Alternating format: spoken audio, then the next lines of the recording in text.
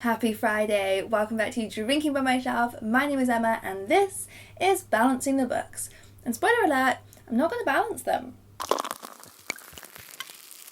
If you are new here, Balancing the Books is a game I play every single month where I add up all the books that came onto my TBR and all the books that came off my TBR and try and make those numbers balance.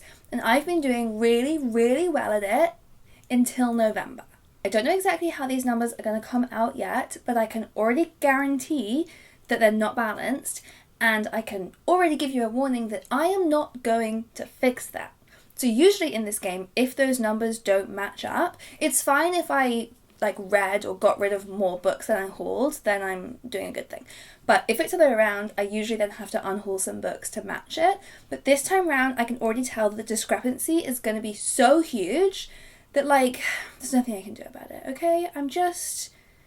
It is what it is. If you despise cheating, then click off this video because I'm going to cheat and keep these books. I started November with 29 books on my TBR, which to be honest is so reasonable that I think I can forgive myself for going a little nuts. So I've divided these up into categories of where these books came from in my life. Last month I did a sponsorship with Book of the Month, which you may have seen, and from the selection they sent me, I kept these two books. So that's two books onto my TBR. This is The Family by Naomi Krupitsky, which is a historical fiction about two sisters. No, they're not sisters, they are friends. Two families that are friends, and there's two girls in it. This one is called A Little Hope by Ethan Joella, and it is a luminous, life-affirming novel. It's set in a Connecticut town, and it's about the intertwining lives of a dozen neighbours. It immerses the reader in a community of friends, family, and neighbours. Sounds sweet. So I kept both of those too. Then there are the books that I took home from work. So the first one, I hauled this book, The Exhibitionist by Charlotte Mendelson. This is not what it's going to look like. This is a proof. This is the final cover. And I read it. So at least that's something. I really enjoyed this book. So this is my first Charlotte Mendelson that I've read, but she's written quite a few. This one is about an incredibly dysfunctional family. So it all revolves around this exhibition that the father of the family is going to put on. He's an artist. Both him and his wife are artists.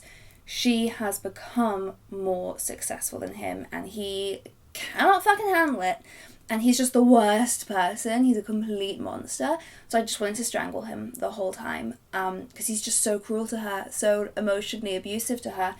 So it's about their relationship and the wife struggling with wanting to pursue her career but constantly dampening herself down so as not to enrage him. And also she is having an affair with another woman. So that's going on at the same time.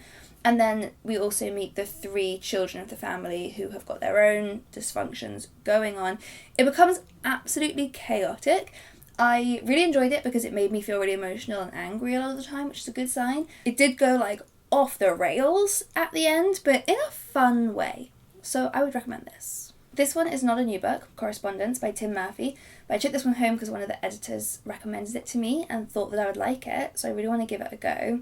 I'd been planning to read it ages ago when he first recommended it, and it's now been maybe 2 months. He's probably forgotten that he even recommended it to me, but I will read it and reply to him at some point. What's this about? It's about a woman who is a journalist and is assigned to cover the US-led invasion of Baghdad in 2003. It's going to be powerful and gripping and violent. So I'll give that a go. This is a very exciting one. This is my proof of To Paradise by Hanya Yanagihara. She is the author of A Little Life, which I absolutely loved. She's also the author of The People in the Trees, which I didn't get on as well with because I found it just too disturbing for me. In the same way that some people found A Little Life to be too upsetting for them, whereas I loved that book. Anyway, both of those are relevant right now because this is her new book, To Paradise. And I know very little about it other than that it's divided into 3 sections, which are each 100 years apart. So we have 1893, 1993 and 2093, I believe. And the same character names appear in each section, but they're different people, and it's kind of alternate versions of America, and it's apparently beautiful, which I believe, because her writing is very beautiful. I hold this one, Devotion by Hannah Kent. This is her 3rd book, and I have not read the other 2. So she wrote Burial Rites, her most famous, and she also wrote one called The Good People, and I've been really interested in both of those, but haven't yet read them. So I'm just going to skip straight to number 3, Devotion. This is a love story between 2 women on their journey to Australia. And I know that I'm not going to say what the twist is, but I know that there is a twist, and I have thoughts about it, so I'm very intrigued to read it and see how it plays out. This one may be familiar to you. I rehauled this one. So this is the Ophelia Girls by Jane Healey, and at the end of last month's Balancing the Books video, I had to do a big unhaul because I'd got too many new books.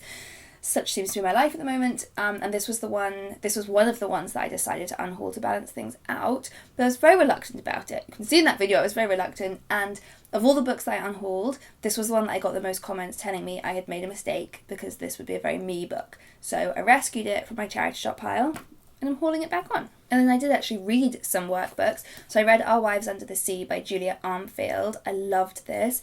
It is very strange and very sad. So Julia Armfield is the author of Salt Slow, short story collection, which I also really loved. She writes very creepy, not even creepy, like uncannily. So she is, I know from following her on social media, a big horror book fan. The books that she writes aren't horror, but they're kind of horror adjacent. So this is actually mostly just a sad story. It's about a couple, Leah and Miri, two women, and Leah has been sent on a kind of mysterious deep sea diving mission, and something went wrong, and we don't know what it was or what really happened. It took her a long, long time to come home, and when she came home, she was just never the same, and her body is starting to transform, and she doesn't really speak. And we flash back and forth between Leah and Miri's perspective in slightly different time periods. So when we're with Leah, we're actually on her deep sea mission with her. And it's very strange and otherworldly. And when we're with Miri, we are watching the aftermath of this, and we're kind of mourning Leah, who has vanished and is not the person that she used to be anymore. So it's very strange. It's very hard to explain. I think it's a book that has loads of interpretations you could take from it. So it's definitely one that I want more people to have read so we can chat about it. It's fairy tale-y and it's very melancholy and gorgeous. I'm officially a huge Julia Armfield fan. And finally, for my workbooks, I read Nightshift. So this one was picked for me to read by Theodora, who was one of my patrons. If you want to join my Patreon, every month you can vote on books for me to read that you particularly want to see me review. And Theodora specifically wanted me to read Nightshift. So that's what I read this month by Kiare Ladner. This book was really good and not what I expected at all. What I knew of it is that it's about a young woman who becomes obsessed with another female colleague and switches to work night shifts so that she can be closer to her and spend more time with her. And being on a night shift puts you in this strange other world where you're completely separated from most normal ways of living. And that is what it's about, but it also got incredibly dark in a way that I wasn't expecting. And it's really about mental health and the stories that we tell ourselves about who we are and about who other people are and what they need from us and what we need from them. It does have elements of a queer love story here, but not in like a happy lesbian story way. Okay, advanced copies. I hauled The Twyford Code by Janice Hallett, who is the author of The Appeal, which I read a couple of months ago and absolutely loved. So I was really excited to get this approved.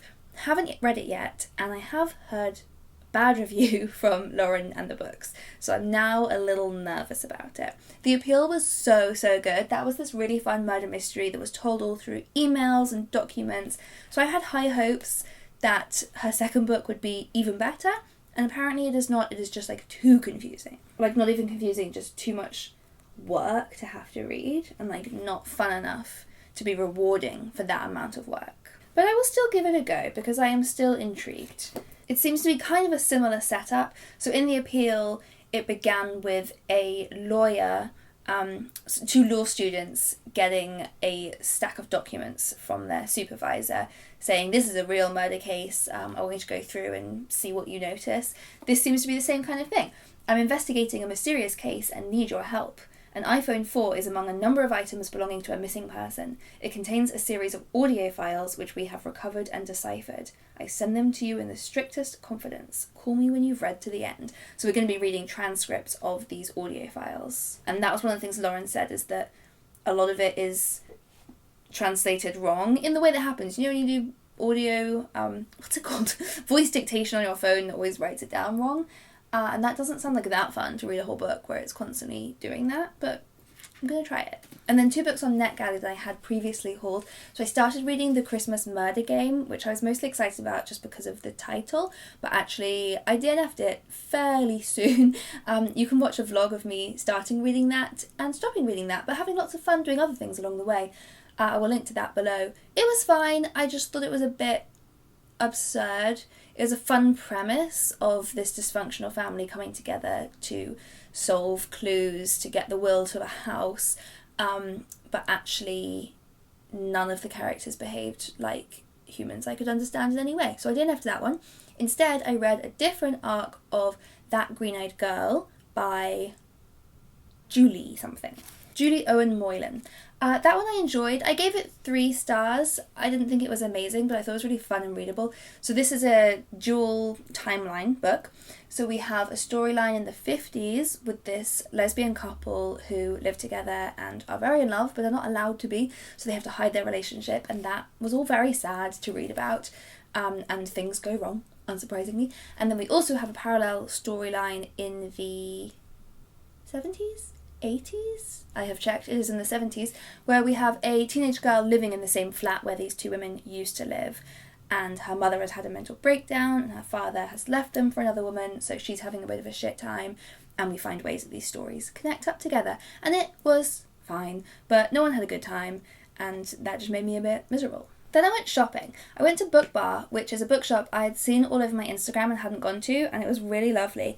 So from there I bought Exciting Times by Nisha Dolan. I went there right before I went to Paris. There is a vlog of that is either coming soon or has already been posted. I don't know what order I'm doing these in, but I'll link to it if it's there. So I bought this one and carried it around Paris, planning to read it in Paris, but I didn't read anything in Paris because I was too busy having fun. But I have now read it. But hang on, I read it in December, so I can't talk about it in this video, and I can't get a point for that in this video. So for the purpose of this, we're just saying I hauled it. Watch this space to hear more. But this one is about an Irish girl who goes to work in Hong Kong teaching English as a foreign language, and she meets a boy there and she meets a girl there, and exciting times ensue. I also bought Fault Lines by Emily Itami, which is about a Japanese housewife who meets this man and discovers a whole other possible life, and then ends up having to choose between 2 lives. My worst nightmare.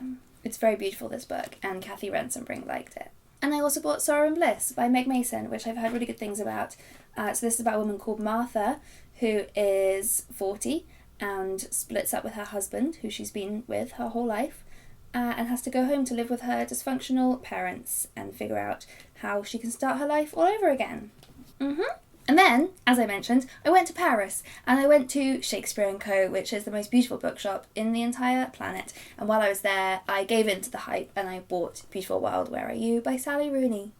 Which you already know what this is, because it was a very big release this year. I like Sally Rooney. I've enjoyed both of her books. I haven't yet fallen in love with her the same way that lots of people I know have. But I've heard mixed things actually about this one. I've heard people who loved Normal People the best didn't like this one so much, and people who loved Conversations with Friends did love this one. And I preferred Conversations with Friends, so I have high hopes for this. Plus I got a nice little Shakespeare & Co. stamp in there, and a bookmark. But the list continues because I got given loads of presents this month, so that was fun. I got given The Heavens by Sandra Newman, and I have read this one, and I really enjoyed it. So this is a time travel novel, which, as you may know, I love, but it's a very unusual time travel book. So basically, we have a woman called Kate, who, in her dreams, time travels back to Shakespearean England, and she lives this whole other life as another character in this world. And every time she wakes up into present day, the world has changed a little bit, and it seems to be affected by what she did in her dream. So the book opens in an alternate version of present day, which is much more utopian than ours, and every time she dreams and then wakes up, the world changes to get closer and closer to the world that we actually know. So that's an interesting premise, but the book is partly narrated by Kate, mostly in her dreams is when we follow her. We don't get to see her perspective as much in present day. In present day, we see her through the eyes of the people around her. So Ben, who is her boyfriend, who is madly in love with her, but despairing what he can do, and her friends, who just see her as someone who is mentally ill and who believes themselves to be affecting the world, but they don't know that the world is changing. They don't experience the world changing. So they are just sad and also frustrated seeing Kate blame herself for all of these things that are happening to them. And again, it's kind of open for interpretation. Are we supposed to believe that she is really time travelling, or is she in fact mentally ill? Either way, she's such a vulnerable character. I just wanted to protect her so much. But yeah, it was absolutely bizarre and dreamlike, and I loved the way it was written. I preferred the present day sections more than the sections in the dream, because I found them a little hard to follow because they were like so dreamlike. But it's also a book that I feel like I want to go back and read from the beginning again now that I've read it once and pick up on even more things. Kind of like, it gives me Helen Oyeyemi vibes, and I want to go back and dive in for another layer. I was given Poison for Teacher by Nancy Spain, which looks really cute and old-fashioned. So this is about a sleuth, a professional sleuth called Miriam Birdseye, who is approached by a headmistress of this fancy school called Radcliffe Hall. A series of bizarre pranks have taken a sinister turn, and now this headmistress fears for her school's reputation. This sounds really fun. I got everything you ever wanted, which is really interesting. So this one is about Life on Nyx, a program that offers the chance to move to another planet and start a new, meaningful way of life. But there's a caveat. If you go, you can never come back. So I don't think it's actually about like going to space. I think it's just about having this option presented to somebody who is struggling with life on Earth. But that's really interesting, because I really remember years ago, I was working in a company called Twig, and one of the, we made videos, like science educational videos, and one of the videos that we made was all about the Mars One project, and it was really, really interesting looking into the kinds of people who had signed up to go to Mars on a one-way mission and never come back. I just found that absolutely fascinating. So that's very interesting. We Run the Tides is about two teenage best friends who live in San Francisco, and they witness this terrible act, or do they? So they disagree about what they've seen, basically. And it is apparently smart, perceptive, elegant, sad, surprising, and addictive, and it's also funny. I love all those things. This is a gorgeous present I was given, Bibliophile Diverse Spines. So this is a book all about more diverse books to read. Oh, bookmark falling out. So it's illustrated the whole way through. It's absolutely gorgeous and divided up into all these different themes. I want to work my way through all of these. I mean, just look how gorgeous this is. Ooh, graphic novels on this page. Really lovely. I actually am not going to add this one to my TBR score, because this isn't like a book that I'm going to sit down and read all in one sitting. This is what I'm going to constantly be referring to. So it's not really like a TBR book. I got Small Pleasures by Claire Chambers. I have heard so much about this book. So it's set in 1957, and it's about a woman who claims that her daughter is the result of a virgin birth. Lauren in the books has talked about this book a lot, so I'd be really, really interested in it. So I was very excited to get given this. Lauren said I think that she loved it, and then the ending was bizarre, so I'm intrigued to see what I make of the ending. And then these two were from my lovely colleague Andy, who is just the sweetest at sending me books. So he sent me this one, Next of Kin by Sue Welfare, and said, the cover is terrible, but trust me. So I'm very intrigued. Andy always sends me thrillers, and they're always so much fun, really page-turning things. So what is this about? Sarah gets a new lodger, and it becomes clear their guest has chilling plans for all of them. Terrifying. And Cry Baby by David Jackson, which is about a woman whose baby is abducted, and she will do anything in her power to get her baby back.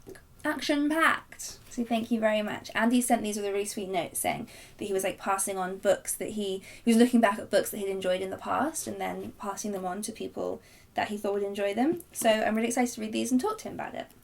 He's on holiday right now, so I'll wait till he's back. So in conclusion, I hauled 19 books. I actually hauled 20 books, but 19 that are going onto my TBR. And did I balance that out with how many books I read? No, I did not, because I read 6. Technically 5.5, because I DNF'd one. But I'm giving myself the Christmas treat of saying that I'm not going to do anything about that. I'm not going to balance them. I'm just going to add those books to my TBR, which means that I've gone from a very respectable TBR of 29 to, you know what, a still perfectly respectable TBR of 42. Merry Christmas to me. I can already tell you that next month is not going to be great either, because I've continued to buy books everywhere I go throughout December so far. So, I will do a book trail update. Loads of you keep asking. I know I am really behind on them. I am going to film a book trail update probably tonight, and then it will be there. I'm going to put all the months that I've missed so far together. And it's not going well. I haven't been doing very well at my goals recently when it comes to books, but I have been having a nice time. So what really matters more? Go enjoy your Fridays now. Stop watching me. What are you still doing here? I'll see you next time.